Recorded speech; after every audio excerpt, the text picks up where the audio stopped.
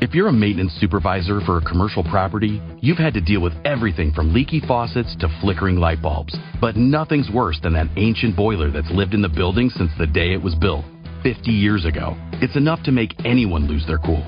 That's where Grainger comes in.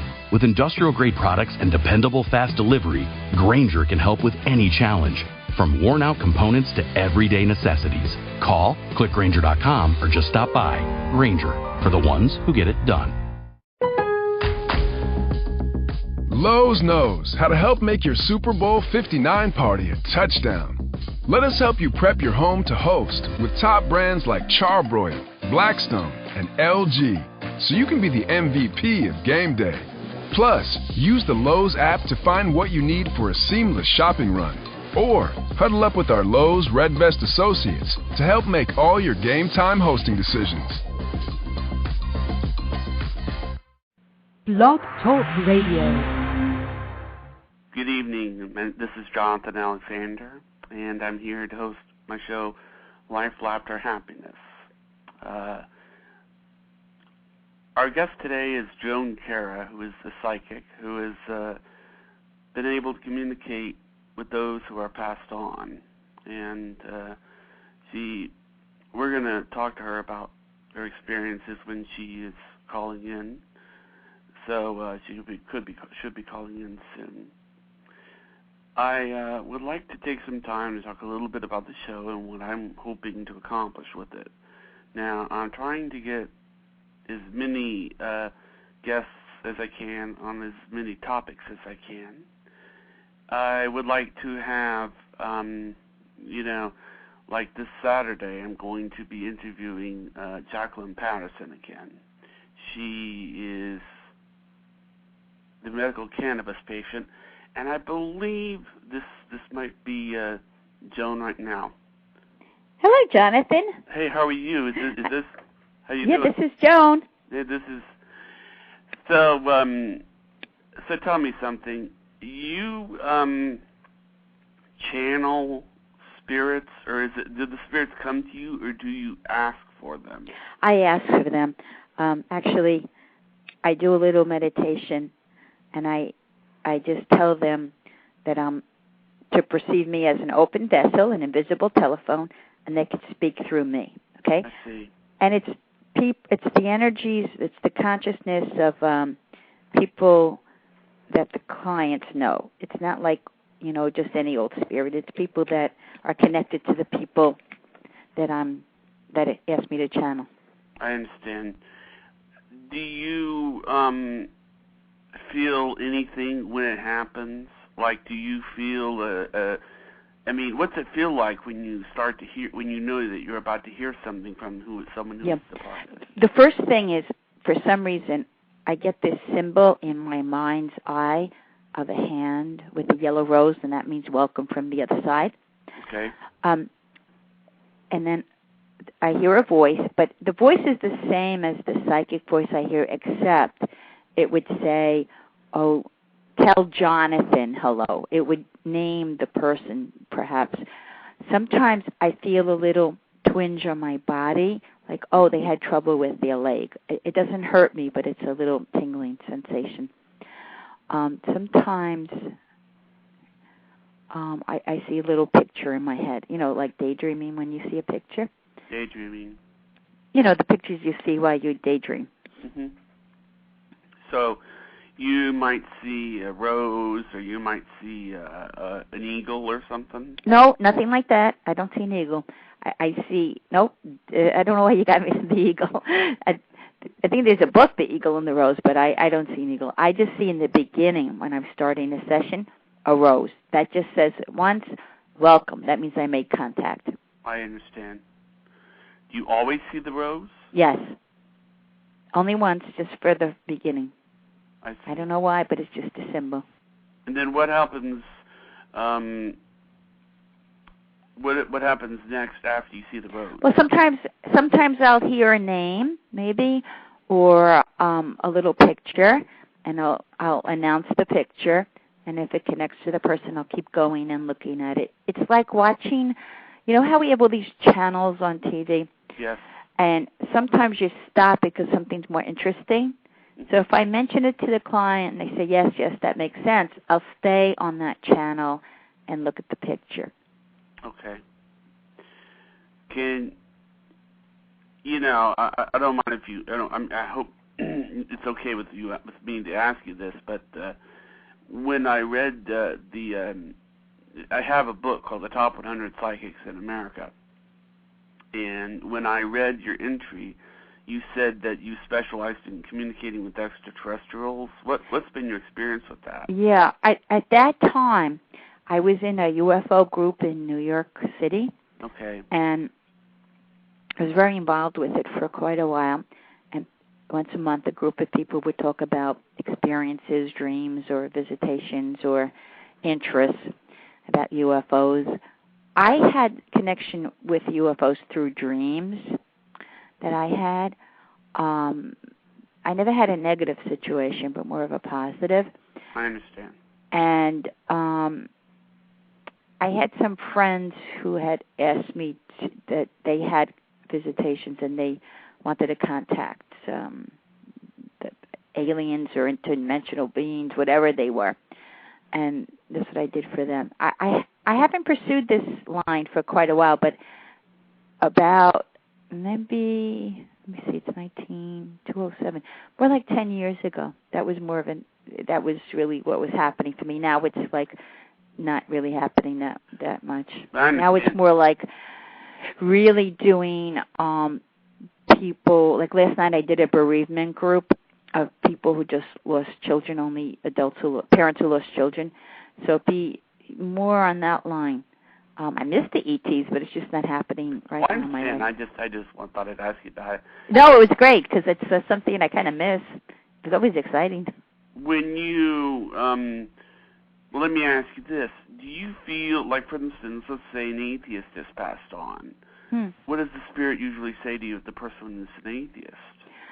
I did have an experience like that. A woman told me that her father definitely did not believe in life after death and anything like that, but he did come through. And then he said that, well, now he believed in it. He wasn't an atheist, but he was somebody who didn't believe in this, so he did say that. And then I had last night, it was a surgeon who said, announced that, well, I really don't see that. There's no science to this process, but I will do it. But I don't really, agree with something that's not scientific proven. So I did have that experience from a doctor's point of view. Well, like, for instance, you would think somebody, like a dead celebrity, like, for instance, Madeline Murray O'Hare. Wait, who? Madeline Murray O'Hare. Who's that? She was a lady who's been, like, she's probably the most famous atheist. Oh, the one who did the lawsuit, like? And yes. Yes, and do you know that her son is the opposite of her? Yes, I know that. He's a minister or something? Yeah, right. Oh, if I channeled her? Yeah. Oh, big question. That is something very profound. Because what would she say now? I mean, it's like... I don't know. I'd have to channel her. I mean, that's a good question. You know what? I'm wondering, maybe she wouldn't even come through. I don't know. That's something that is very... I know that the person who channeled that book, The Course in Miracles, yes, in the beginning of the book states that she was an atheist. Mm-hmm. I don't know. These are big questions. If I channeled Madeline O'Hare, because no one's here to confirm, I wouldn't know if I had her or not. But wow, Do you think you'd ever try? I would try, except how would I know it's her unless somebody who close to her said, yeah, that's what she used to do or something. You know what I mean? All I remember, she Wow. was someone who was like, not only was she an atheist, she was willing to, like, she was one of the rare ones. Like, I've seen a lot of atheists who were believers at one time and now they're not. They tend to evolve. They tend to grow. Yes. They at least tend to grow, and then they just become atheists. But she's the one case I've ever seen of somebody who's never believed. I mean, I'm sure there are cases like her, but right. She's pretty far to the, extreme. Wow. Yeah. And So, or another one would be Carl Sagan. You know, I mean, he's another one. He was an atheist? Carl Sagan was a big atheist. Yes. Really? Yes. I didn't know that. You know what's interesting? The first time I performed, we had some UFO art shows, like multimedia, and I performed some UFO poems. And actually, there was someone from Carl Sagan's show who taped what I did, and I heard it. I didn't see it, but I heard that it did get on the show. I don't know in what context. It was about a poem about who is it that comes, and I described some UFO experiences. Wow, that's very interesting. I didn't know that about Carl Sagan. I mean, is it more that he's a scientist, that things have to be proven scientifically, or there's just no God? My guess is that he was more of a scientist. Yeah. Because I think that, but it's like Madeleine Murray O'Hair was not just an atheist. I mean, she was very, very, very, very, it was almost like you couldn't even convince her. Yeah, and she was an activist, too, so it was, wow. It's an interesting question. That would be interesting to get a group of psychics to channel her. I mean, I was asked to channel Houdini, but part of me feels I got him, but there's a part of me that goes, I mean, I'm more secure and confident when it's people who know the person that I channeled, and they'll say, yeah, that was exactly it. This is what's interesting about Madeleine Murray O'Hair, and I guess I can tell you this story. I have a grandmother who passed away about a year or so ago on July 4th. And she was the polar opposite of Madeleine Murray O'Hair. She was about as Baptist as Madeleine Murray O'Hair was atheist. Okay? That's how religious my grandmother was. Here's the weird part. For many, many years, they looked like twins. I mean, it was like, you thought, this is what my mom would say. She's like, oh my God, they look just alike. I mean, it was just sort of like, it's like, and it's like, and there was, I mean, my mom is like, my grandmother was like this Georgia Southern Baptist, okay? Just real, I mean, intense. You couldn't, it's like, this is a woman who had a stroke and could memorize the Bible after the stroke. Oh, my God. I mean, she was just, just amazing. And I got to thinking, and I got to thinking that, you would think someone who is as polar opposite of those, that they would have met.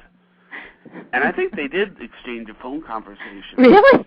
But I think there was one, but the only reason I'm bringing up my grandmother is that that I never really thought to go to someone who would channel those who were passed on, because I don't know anybody that's really passed on that really. Yeah. With the exception of my grandmother and my grandfather on my mother's side. Yeah. And those are really the only two people that I can really think of. Well, would you like me to do it? Sure. Yeah, okay. Just tell me your grandparents' name. Elsie Mitchell. Wait, Elsie Mitchell's your grandma? Yes. And what's your grandfather? James Mitchell. James. Okay, Elsie and James. Yeah, I asked the names because I want to grab onto the energy, and I want to focus on them and not get like your great uncle who you may not know and things like that. Yeah. Okay, I do get an energy around the heart. Did any of them have a heart problem? I know that my grandfather, he smoked a lot. No, don't give me information. But heart problems, heart attack. No, I don't think so. No, they didn't have heart attack. Okay. I keep getting that. Okay. Could be someone next to them, okay? Okay. Did any of them, I get blue eyes around them. Anyone with blue eyes there? I don't think so. Oh, okay, you would know. Okay. All right, I could be getting some other relatives around you or people who are alive that they're talking to. Your parents have blue eyes or heart problem? Well, I mean, no, I can't think of any. No, okay, so I'm for some reason I am getting someone like that. I'm not saying it's your grandparents. I'm going to push that energy away because it's somebody who may be close to your grandparents. Yeah. If they had another child or whatever, but that keeps coming up, and I just want to move that person around so I could connect to your grandparents. Okay. And you may think of that person later on after the phone call. Sometimes I have that people say, "Oh, that's what she was talking about," and I know right now it sounds general, but okay. I get a couple of things. I hear a store. I don't know if anybody had a store in your family. Then the other thing is, do you know anything with American Indians connect to you? American Indians? Yes. Yes, there is Indians, and my grandfather has an Indian heritage. Yeah. Okay, because that's what I was getting. Strong American Indian heritage. And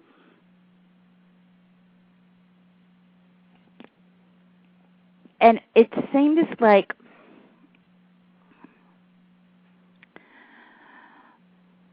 there's also great stories. I get storytelling from your grandparents. And you know a bit of history just from their stories because it seems like there's a long line of people there. And somebody was very good at fixing things with their hands. Anybody work with their hands a lot? I don't know how well my grandfather was. Yeah, okay. Now, were they around for a while, or did? Yes, they were around for a while. Okay, so you know them well. Okay, good. Okay. I knew my grandmother better than I knew my. Yeah. Okay, but you know them. Okay. Did she have I see a lot of hats. Did she have a lot of hats? Hats? I think my grandfather did. I think. Oh, your grandfather, the one with the hats, yeah, because there's different hats, and formal. He liked to wear his hats. Yeah. Do you have a brother? No, I do not have a brother. Oh, you don't? Okay. I'm getting a lot of stuff here. If I'm missing it, all right. Does your all right, let me get it straight. The brother. Do you know your uncle? Do you know your great uncle? No, I don't. No. Okay. Do you know if your grandfather or grandmother had a brother? If he did, I didn't know them well. Oh, you don't know much. Okay. All right. Because I get a big family here. I don't get just. I get the grandparents. There's a lot of them. There is a big family. That is true. Yeah. Yeah, there's a big family. So they're talking about other members of the family that they're with because it's crowded up there. Is that what they're talking about? Yeah, there's a lot of people up there that they're with. They're not alone. Okay. Okay. So they have a big family, and it's very active with. I keep hearing storytellers. I mean, you may have handed down they may have handed down some great stories of them. Now, wait, one? I do believe one came from a farm. It may not be your grandparents, but the heritage is farming there. And, boy, somebody talks about a boat. Even though you're Southern, I get somebody who came more from, it doesn't mean the grandparents, but it could be great-grandparents. Somebody came more from Virginia or something. They came further up north and then went down to the south. And is this, I get a strong connection to your mother. Is this your mother's parents? Not sure. You don't know who your grandparents, mothers, or your dads? Oh, no, I'm talking about my maternal grandparents. Oh, they're from you. Okay. What I don't about know your? Where they're from, but I mean. No, not from them, but beyond them, like great grandparents or something. Do you know your mother's? Do you know your mother's grandparents? Do you know the grandparents from your mother? Oh, you mean my great grandparents? No. You have your father's parents and you have your mother's parents. Yes. So do you know your mother's parents? I knew my mother's parents, but they're the ones that are dead. Oh, they're the ones that are dead. That's what I'm asking. Who were I talking to before? Your grandparents of your father? No, my grandparents of my mother. The grandparents of them, not your grandparents. No, my grandparents. Okay, on your mother's side. Yes. Yeah, that's what I was asking. It's on your mother's side, right? Yes. Yeah, my mother's parents. Yeah, because before you said it paternal, so I didn't know what I got. I said maternal, but. Oh, I'm sorry. Oh, okay, then it was, yeah, because I was getting that it's your mother's your mother's side. Wait a minute here. Yeah, your mother's very different. She seems to be a more modern woman than, the heritage of your grandparents, which is usual, but it's more of a modern energy there. Mm-hmm. A lot of fun with them, very caring people. This is like, especially your grandfather's very good with activities with you. I still get this thing about the storytelling. Did you, I mean, how do I put it? Not everybody's a good storyteller, but I get in your family they are. Do they just have these great stories of how they say it? It depends on what you mean. Because I think most families at family reunions, there's a lot of stories. Well, in my family, we don't really have the storyteller because we don't even have family reunions. I'm kind of like, it's kind of cut off. But I get heritage, almost like, how do I put it? It's like you may hear the story all the time, right, of certain stories, or even like from way in the past, like it handed down. Well, there are stories about my family that, like, for instance, my sister knows that. Yeah, it's just handed down, and they're very, perfectly, like stories, like almost, anyway, storytelling families. I do get a Richard in the family. Do you know a Richard? Not that I know. A cousin or anything? Okay. Sometimes if you take notes and then you find out, sometimes ask around because this Richard comes up. And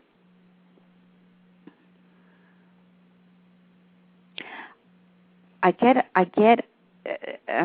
Somebody had an operation, more on their side. Your grandmother, any kind of surgery? Oh, you mean my grandparents having surgery? Yeah. Yeah, they had a lot of surgery. Yeah, that's what I'm seeing. Oh, yeah, a lot of surgery. Yeah, from illnesses. But they are very interesting people, and they are very much around you. It's almost like, how do I put it? It's funny because they're very connected to their elders, and I get them like showing a tour of the family now. And your grandfather was very handy, and interesting about the radio. Let me just see why you're connecting with the radio. Because your grandfather, in a way, it makes sense. Your grandfather says, even as a kid, you had a good energy about collecting information and communicating. That's what your grandfather says. That's what he says? Yeah, yeah. So you've connected with my grandfather. Yeah, and you may get this talent also from your dad. It seems.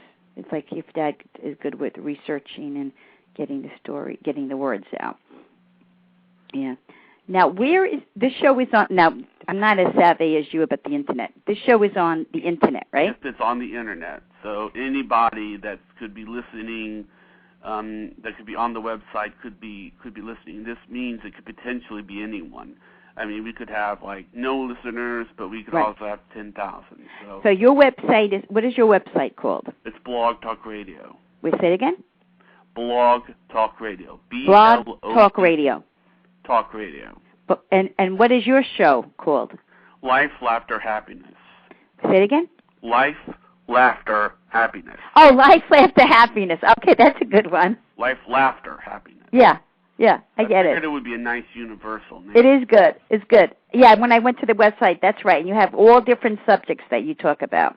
Well, I try to. Yeah, I mean, are you in touch with my grandmother? Yeah, I'll talk to her. Yeah, I mean, she's still there.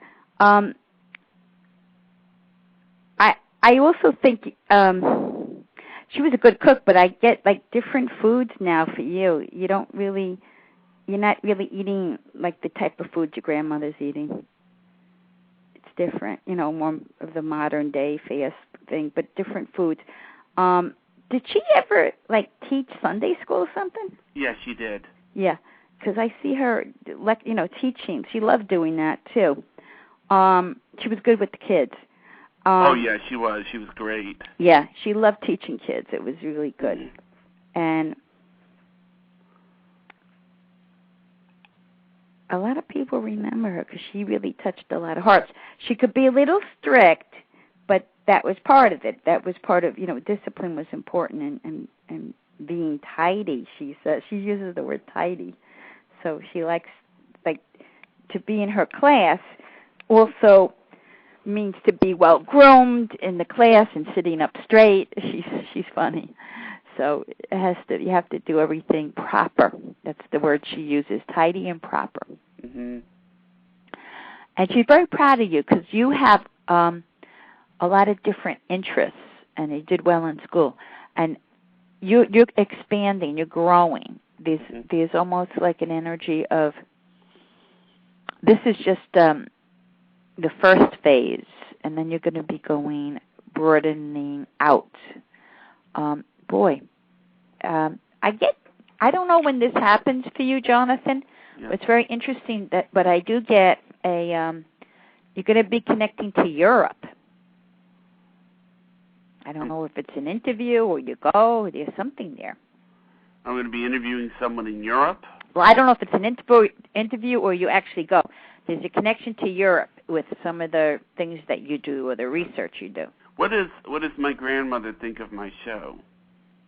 My grandparents? Well, she's amazed because they don't really understand the computer, but they're amazed and they're very proud that you're pursuing such a these intellectual pursuits. And plus you have fun. You have a good time when you do it. And here your grandmother goes, here you can meet people from all over the world and you're home.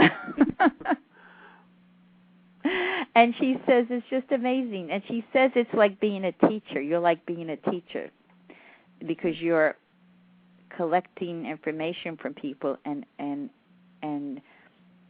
sharing it. What about my grandfather?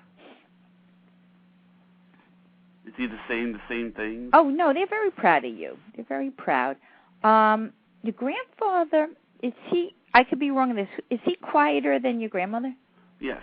Yeah, he's more of a quieter man. And I still think he what's the word? He talks about, I don't know what he did, but there's something like tangible, like products or something. My mother. Did he ever make anything? Did he make things? Well, my mother would know him better than Yeah, because I don't know what he did. He's showing me things that he made or something. Like your thing is very different because you're doing more of a cerebral thing. It's like energy that's in the air, you know what I mean? Mm-hmm. So your grandmother understands it because she taught. But your grandfather, it's just very different from his world. It's like such a different world. It's very exciting. I still hear Europe. Europe? Where in Europe? I don't know where. I haven't connected, but either you're going to be talking to people in Europe or you're going to go. It comes up. And you're going to start, what is it? I guess these go on, you burn DVDs or something of your chats? No, I don't burn DVDs of my chats. But people find them. Is it on the Internet? They go back and they can find them? It is archived. Okay, yeah, I wouldn't know because I'm not good with the computers. But, they're archived. Okay. I see. It's archived. So, but I see products. I see you, selling something. Well, I've been selling vitamins off and on. I'm not okay. I'm not quite sure what my grandparents would think of that. Well, they're proud of anything you do, they said, because you're always curious. This is your grandmother goes, you're always curious, and you're always willing to try things. Yeah. So she's proud of that. You don't want to they didn't want you to be dull. You're always trying different things, so that's very interesting. Have they made any attempts to communicate? Oh, with you? Okay. Let me see. They say yes.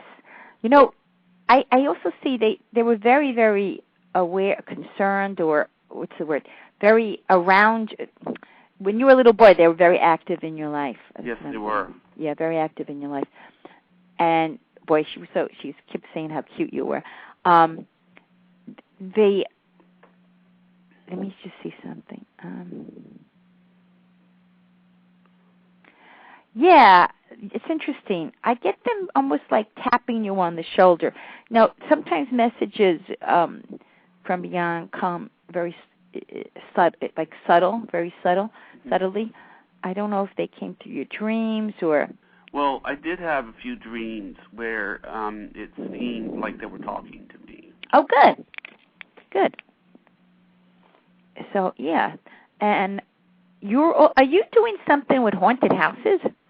Well, I'm doing, I did do a thing in parapsychology in college where, the guy had done things but I am talking to a guy. There is a possible guest that's coming up who I'm trying to get Raymond Moody on. Oh, wow. And he does this sort of thing. So it's possible that might happen. I don't know. But he doesn't do haunted houses. Raymond Moody's more like near-death experiences. Well, I know the two groups here. I know people who have these, they're based on Raymond Moody's work, the near-death experience. They have groups that I lectured at. What you're saying is you think that I might be going in a haunted house. Well, I don't know if you're going or interviewing someone who does haunted houses. Yeah. I just get that. I get, like, you yourself being very open and sensitive and creating a whole psychic energy of yourself. But what does my grandmother think of it? She goes, even though she's a Baptist, she says it's all right because it's you're following your energy and your path, and your journey, and you have a very beautiful spiritual side to you, and you're a seeker. So, can you ask her about the conversation she had with Madeline Murray O'Hare? Yeah. Oh my God. She called her a disagreeable woman. And it was like a debate. And she said, has she met her in the afterlife? Oh, good question. She goes yes and no. Now that I don't understand. That's a good question. All I could say for that is I get a yes and I get a no. It's more about the way we physically meet, so it's different. Yeah. And it's like she didn't really seek her out, but the energy's there. Mhm. And in our physical terms, we wouldn't understand your grandmother's answer to that. So that's how I have to phrase it. In other words, maybe they're still on a different plane. Yeah, something like that.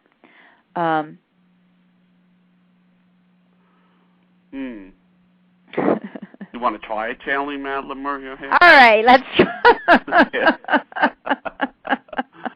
Oh, this is a challenge. Okay, let me go through this. All right, now you may know more about her than me, like, I don't know what she looks like or whatever, so here we go. Okay, if she comes through, she may not want to come through. If she doesn't come through, she doesn't come through. Yeah, I'd love to talk to this person. Okay.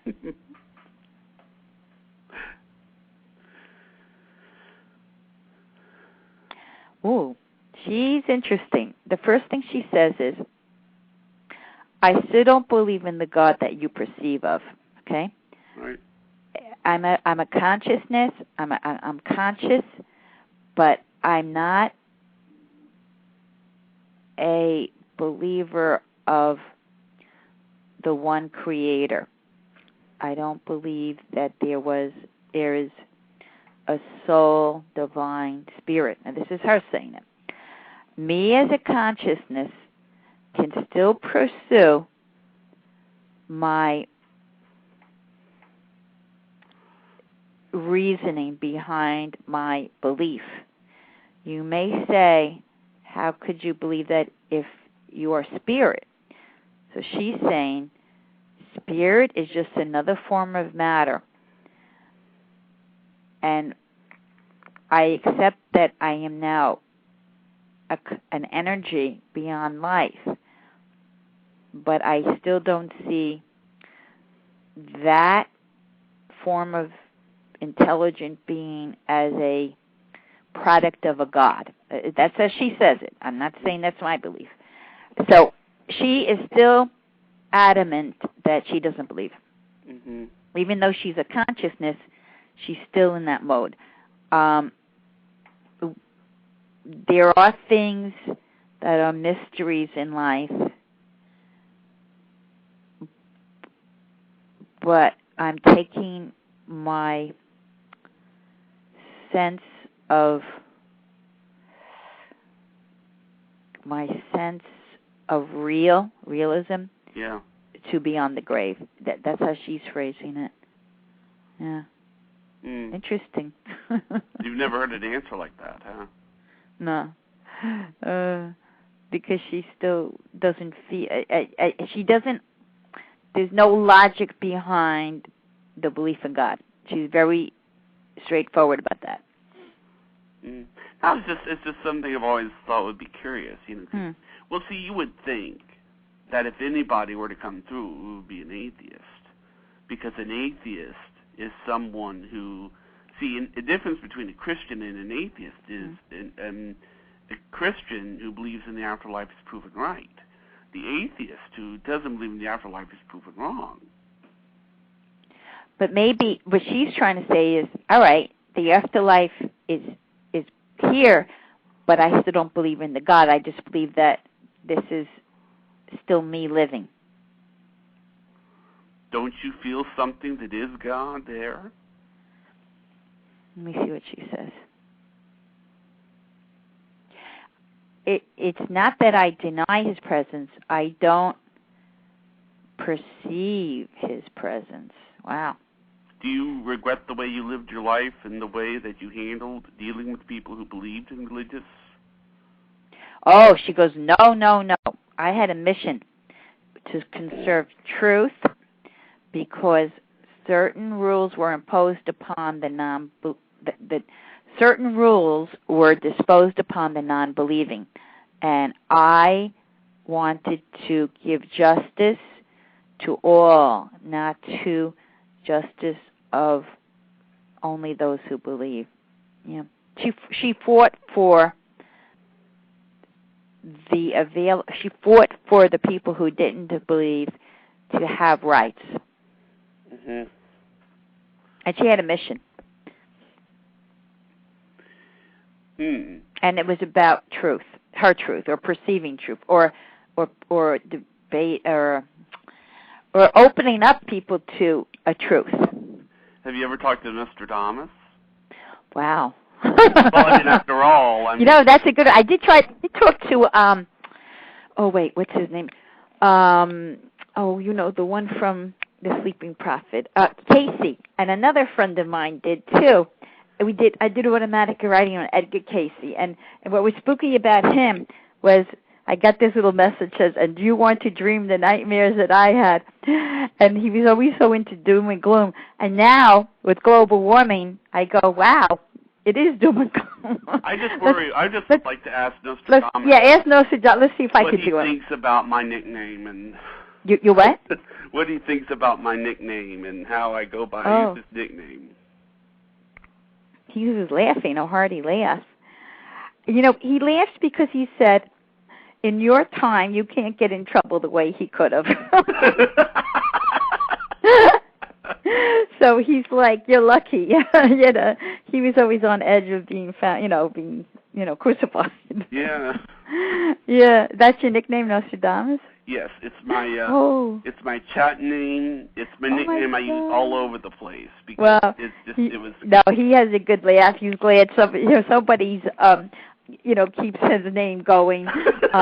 He's funny. He even says not to worry about the future, that we're constantly the time. He's got a whole concept of time. Let me see what he says. Boy, you challenge your speakers, which is interesting. Let me see. He's wait, no.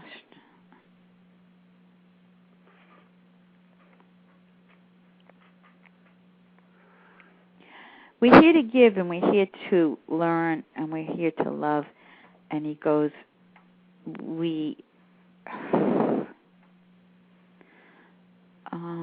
he wants to be light. It's funny.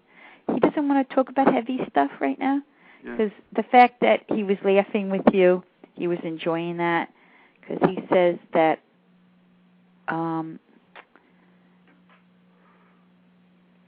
history is a massive undertaking. I don't know what he means by that, but there's so much involved with. Oh, he's talking like a doctor to me right now. He goes, there's so much involved with the treatment of disease. I don't know. I'm still curious about healing. He's still in his doctor mode. He's not really talking to me like a prophet. He's really coming across another. He loves to study. Let me see but come on, George. We want you to be a psychic. let me see him open up more.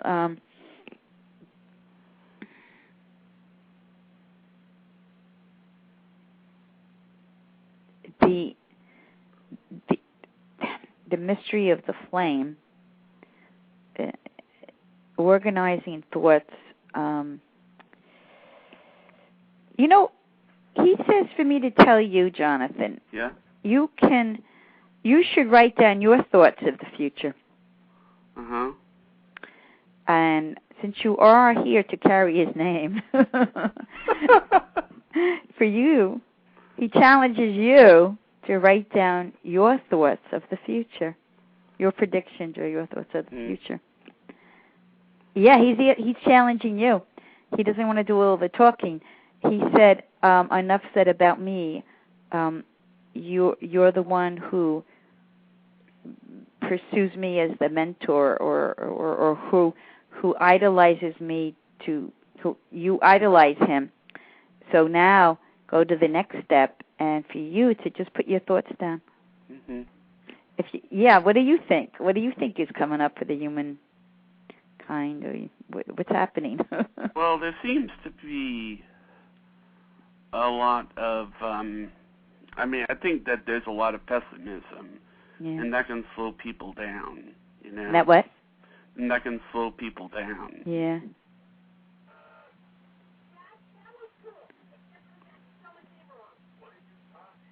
But I think that's something that a lot of people. Is there a television in the background? I thought that was yours. It's not mine. It's not mine, no. It just comes through the TV? Huh. Oh, well.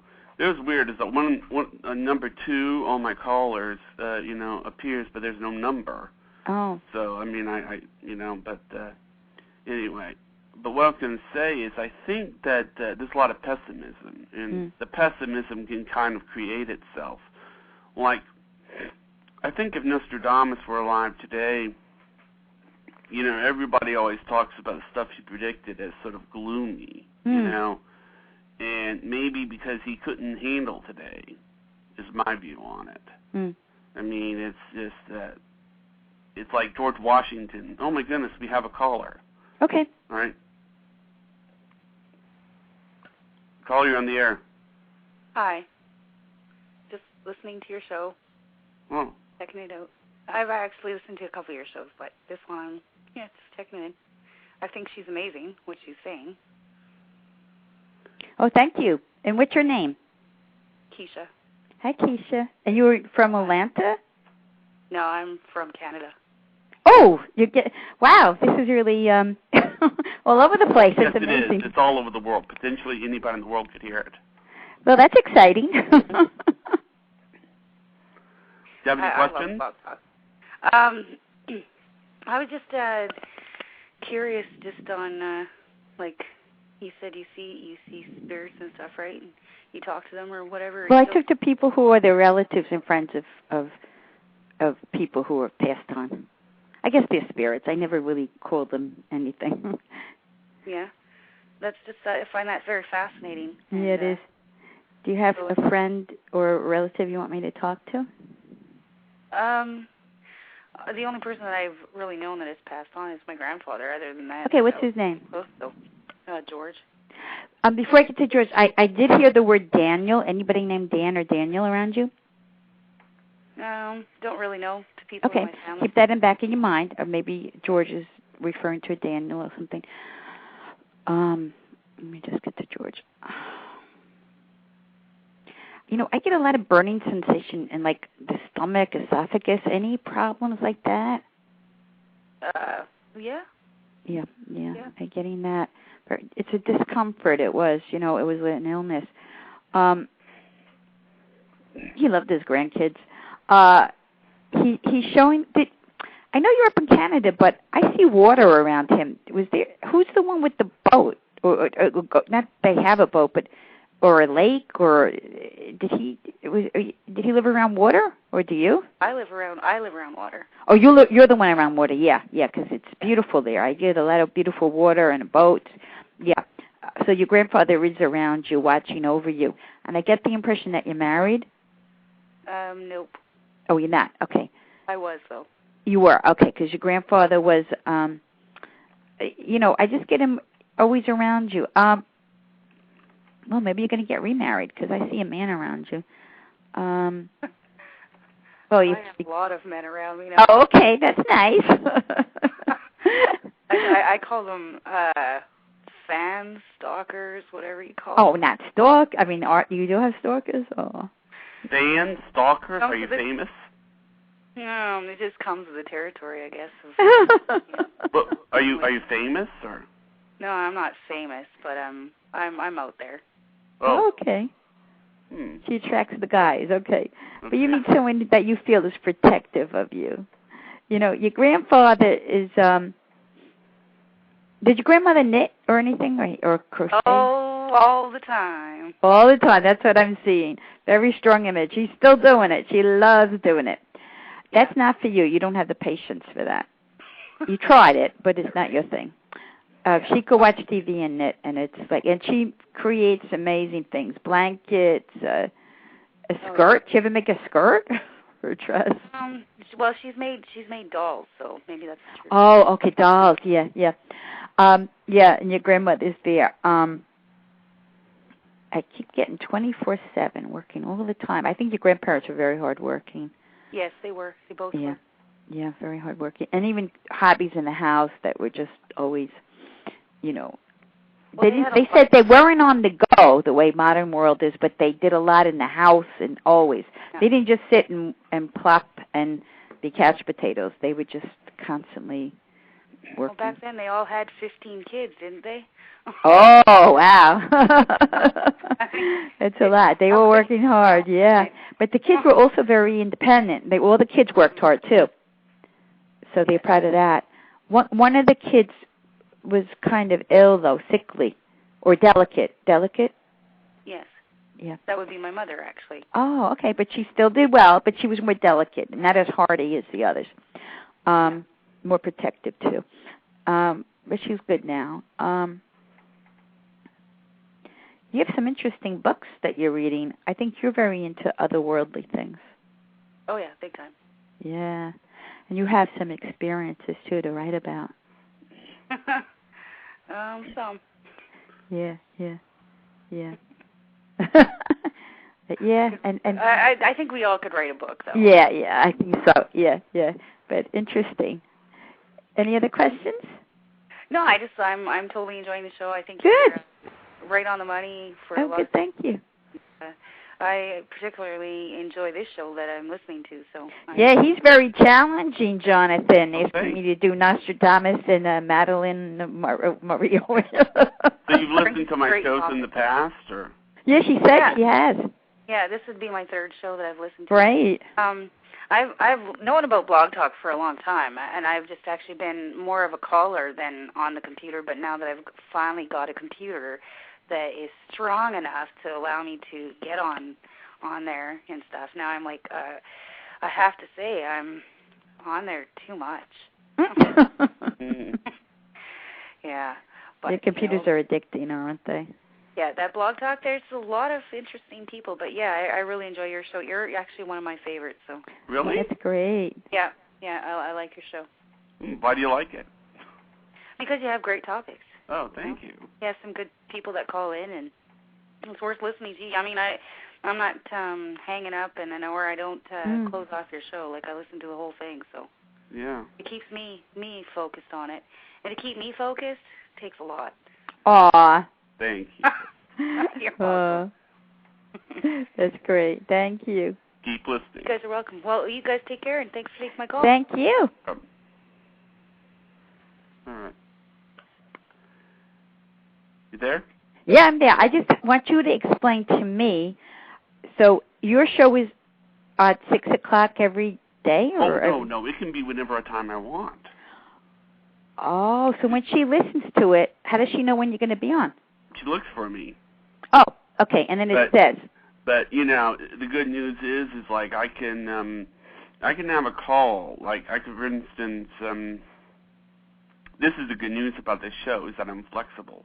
I mean, it could potentially be listened to by anyone. Amazing. It could be potentially because anybody, if you have the internet, and it is you go to my worldwide, website, and you have a number that you can call, anybody can listen to it.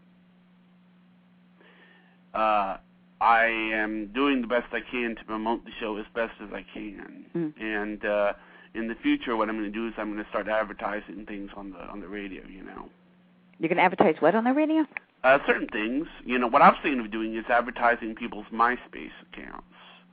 Wait, people, you're probably much younger than me, so people on MySpace would pay advertising so people could know about their MySpace thing? Well, I think the reason why that would be a good thing is because when you have a MySpace page, you can say more than just an ad. Like a MySpace page might be something like, I'm a poet, I need help. Oh, I see. I never really went to MySpace, so I don't know. You know. How old are you? I am 35. That's what I thought, around 30-something. Wow. And your school actually had parapsychology class. Yes, I did. I had a parapsychology class, and it was taught by a real-life parapsychologist. Amazing. It was interesting, you know, and I think that what always fascinated me about the subject was how everyone, you know, we tend to, when it comes to science, and actually it's funny because this sort of ties into what you do, and it has to do with, you know, in my opinion, there's really, when science deals with anything, it always takes one of two stances. Either we know or we don't know yet. Have you ever noticed that? Yeah. But there's only one thing that science quits on. Science just totally throws up in the towel on. And that is, how do you bring a dead person back to life? Science never does that. Now, people who are purely scientific might think, well, gee, you know, I mean, you can't bring a person back to life because it's impossible. But, you know, we don't seem to treat anything else that way. I mean, when it comes to finding the cure for AIDS, we always say we don't know yet. Right, When it comes to finding the cure for cancer, we say we don't know yet. Right. But if I were to take, like, say, a relative who had died 5 days ago and took him to the doctor's office and say, can you do something about it? The flies are ruining the kitchen. The doctor isn't going to know what to do. He's going to think I'm nuts. Yeah, right, exactly. But you see, what I'm trying to say is when it comes to the soul, our explanation of the soul may not make a whole lot of sense to atheists, and it may not seem logical, but it's not that we're not trying to be logical. It's that our explanation, logic is just sort of given up. Yeah, yeah. And you talk to the people who are departed simply because... I can. Because you can. And people who say, well, this is ridiculous, this is impossible, you know, we can also say, well, what's your explanation? How come you can't bring a dead person back to life? I mean, and the only reason, you know, anybody would call that a miracle because it can't be done. But for some reason, science, like, okay, I'll give you another example. You know, science says you can't make matter go faster than the speed of light. Yeah. Okay? But if I got in a car tomorrow put the key in the ignition and I made it go faster than the speed of light, you're not going to say I'm a wizard or a magician. Right. You're going to say, well, Einstein was wrong. Right, right. So, and you're going to want to know how he did it. But so when it comes to that's my opinion, the greatest proof of God is because it's the soul. It's like you know the soul exists because you exist.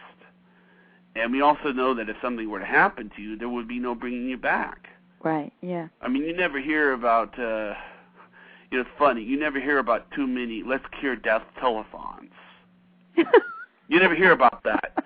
I mean, you never hear about that. And it's not like people are too happy at funerals. Yeah, yeah. So, why? I mean, how much money does the government donate every year to cure death? You don't see one penny spent to try to bring dead people back to life. Yet people are really upset. I mean, and this would be a great slogan. The only two things in life are certain are death and taxes. Now, so far, our government doesn't know how to function without taxes, but let's just get rid of the death. Because everyone is upset at a funeral. Yeah, yeah. And if you can cure death, it would change religion. But yeah, but then we'd have a population explosion. Well, that's true, but on the other hand... And you know what? I heard a lady told me that she has a mom who's 102, and she said her mom's really bored. Yeah, I guess it would get kind of boring.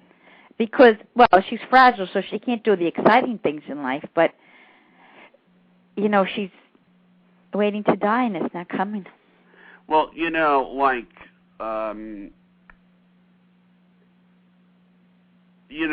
there are people who I think have died, and then they just sort of, it almost seems like it's too soon. And I think that's why some people talk about them still being alive, like Elvis, for instance. Yeah. It's like almost like, why did that happen? Or Princess Diana. It's like, why did that happen? Yeah. The story isn't finished. Yeah. That's a good point. But what I'm trying to say is that the fact that you can't bring a dead person back to life is very proof of God, because it proves the existence of a soul. Mm-hmm. And you have to put some... The soul is a magnificent thing. Yeah. So, I mean, of course, the telethon for curing death would be rather funny. I mean, let's go down, let's face it, 5 billion people have died. That's enough. I mean, let's face it, isn't it about time we cured the horrible people that have died in World War I, World War II, the Civil War?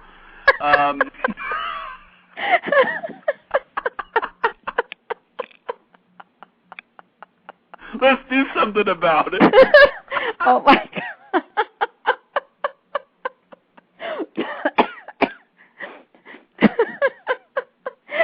You should do like a radio commercial, like a spoof on that. Yeah. And do it like with the sound effects and everything. We raised $2 billion. I mean, let's donate $1 million to cure death. It's a vaccine.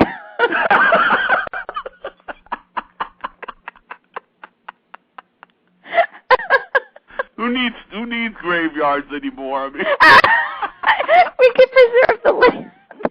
Oh wait, for land conservation. We need to do it to save the land. I mean, because it's just that, it's like for some reason when it comes to death, science gives up. And why is that?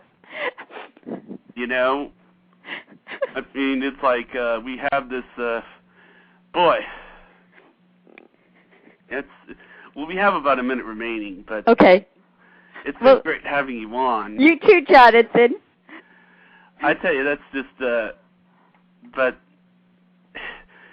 I guess you can, it's been a lot of fun. It really has. Yeah, it's been fun with you. This was a fun interview, and I enjoyed it. And I'm very honored you contacted me.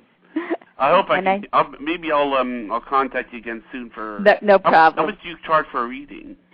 I'm $150 an hour and $75 for half. What is it again? $75 for half an hour and $150 for an hour. Okay, all right. But you, I would do free. You're host of my, I worked with you as on a job. That's you different. would give me a free reading? Yeah. Not right now though. Only because I had to do a whole group of people yesterday, and it was sad stories because they were all parents. It was called Compassionate Friends, and it's actually 600 chapters. It started in England. Yeah. And I want to I'm glad we laughed because yesterday there was a lot of people in pain. So it was just parents who lost children, so that's a little intense. But call me for a reading. Okay. Let's talk to Madeline again. Right. Well, yeah, we'll talk to Madeline. Well, she's very, she has a life of no regrets because she made her mark in history and she proved a point. She didn't prove that atheism is. She just proved that you have rights as an atheist and that there needs to be separation of church and state. That's what she said was her mission. Yeah. It is wild that her son is the complete opposite. I think he's a minister now. Yeah, he is. Isn't that amazing? Why don't you interview him? I thought, actually, one interview I have thought about doing is there is a guy who is a bishop, and he's done, he's actually worked with Jerry Falwell and other people, and now he doesn't believe in hell. Mm. Do you believe in hell, or is there a hell? Well, I don't. Hell's an interesting thing. I don't believe in it like you go to heaven, you go to hell. I don't believe it the way I was brought up. Mm-hmm. I do think you review what your life was, and you do feel the pain you gave other people. Let's see. That's how I feel. But I don't think of it as it's such a separation, because the people I talked to who passed on, a lot of them said they were in school, and some of them who were even abusive parents or whatever, some of them started to evolve. Not just because you died doesn't mean you're an angel, but some of them, one particular case I had, as his son was getting therapy, the father was starting to grow and understand what he did. And a lot of people can't help themselves when they do these terrible things. And then you have to look at things like now with science, is some of these things because of brain chemistry, Mm-hmm. And so sometimes I wonder, I don't know. So I think my concept of hell is different than fire and brimstone kind of thing. I don't know. I really don't know. It's a good big question here. Mm-hmm. Well, thanks for coming on my show. Well, thank you so much, Jonathan. All right. Okay, bye-bye. Bye-bye.